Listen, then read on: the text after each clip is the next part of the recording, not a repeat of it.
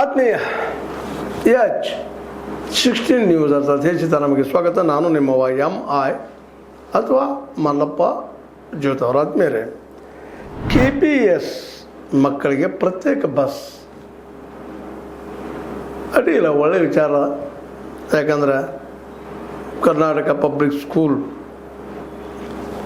ಇದು ಸರ್ಕಾರಿ ಶಾಲೆಗಳಿಗೆ ಪ್ರತ್ಯೇಕ ಬಸ್ ಕೊಡೋ ಜೊತೆಗೆ ಉಚಿತವಾಗಿ ಶಿಕ್ಷಣ ಕೊಡ್ತೀವಿ ಅನ್ನುವಂಥ ನಿರ್ಧಾರ ಮಾಡಿಕೊಂಡಿದ್ದು. ಅದರಲ್ಲೂ ಈ ಸಲ 2026-27 ಸಾಲಿಗೆ 15,000 ಶಿಕ್ಷಕರನ್ನು ನೇಮಕ ಮಾಡಿಕೊಳ್ಳಲು ನಿರ್ಧರಿಸಲಾಗಿದೆ ಅಂತ ನಿರ್ಧರಿಸಿದ್ದು ಒಳ್ಳೆಯ ಕೆಲಸ, ಇಲ್ಲಂತಲ್ಲ. ನಿಜವಾಗಿಯೂ ಇದು ಈ ದಿಶೆಯಲ್ಲಿ ನಮ್ಮ ಮಧು ಬಂಗಾರಪ್ಪನವರು ಒಂದು ಮಾತು ಮಾತಾಡ್ತಾ ಇದ್ದಾರೆ. ಮಕ್ಕಳಿಗೆ ಗುಣಮಟ್ಟದ ಶಿಕ್ಷಣ, ಬಿಸಿ ಊಟ, ಪಠ್ಯದ ಜೊತೆಗೆ ಬಸ್ ಸೌಕರ್ಯವನ್ನು ಕಲ್ಪಿಸಲಾಗುತ್ತಿದೆ.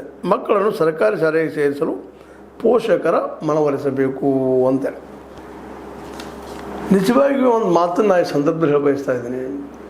ಕ್ವಾಲಿಟಿ ಎಜುಕೇಷನ್, ಬಿಸಿ ಊಟ ಆಯಿತು, ಇನ್ನುಳೋದೆಲ್ಲ ಕೊಟ್ಟು ಒಳ್ಳೆಯ ಮಾದರಿಯ ಶಿಕ್ಷಣವನ್ನು ಕೊಡ್ಲಿಕ್ಕೆ ಶುರು ಮಾಡಿದ್ರೆ ಜನ ಸರ್ಕಾರಿ ಸಾರಿ ಕಳಿಸ್ಲಿಕ್ಕೆ ಶುರು ಮಾಡೇ ಬಿಡ್ತಾರೆ ರೀ. ಅದಕ್ಕೆ ನಾವು ಹೇಳುವಂಥ ಅವಶ್ಯಕತೆ ಇಲ್ಲ. ಯಾರಿಗೂ ದುಡ್ಡು ಹೆಚ್ಚಾಗಿಲ್ಲ. ತಮ್ಮ ಮಕ್ಕಳನ್ನು ಪ್ರೈವೇಟ್ದಲ್ಲಿ ಇಟ್ಟು ಕಲಿಸಿ ಒಂದು ಅನುಕೂಲ ಇದ್ದವ್ರು ಕಲಿಸ್ಬೋದಿಲ್ಲ ಅಂತೂ ನಾ ಹೇಳೋದಿಲ್ಲ. ನಾನು ಭಾಳಷ್ಟು ಬಡ ಕುಟುಂಬಗಳು ಇವತ್ತು ಪರಿಸ್ಥಿತಿ ಏನದಪ್ಪ ಅಂದ್ರೆ ಬದುಕೋದು ಕಷ್ಟ ಆಗ್ಯದ. ಇಂಥ ಪ್ರಸಂಗದಲ್ಲೇ ಸರ್ಕಾರಿ ಶಾಲೆಗಳಿಗೆ ಕಳಿಸೋದು ಯಾಕಪ್ಪ ಅಂದರೆ ಬಿಸಿ ಊಟಕ್ಕೆ ಭಾಳ ಜನ ಕಳಿಸ್ತಾ ಇರ್ತಾರೆ.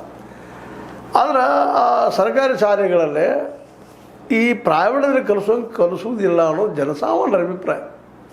ಭಾಳ ಜನ ಜೊತೆ ಮಾತಾಡಿ ನೋಡಾಗಿದೆ, ಅದನ್ನು ನೋಡಿದ್ದದ ಭಾಳ ಜನ ಮಾತಾಡಿದ್ದಾರೆ. ಹೌದು ರೀ, ಸರಿಯಾದ ಸಮಯಕ್ಕೆ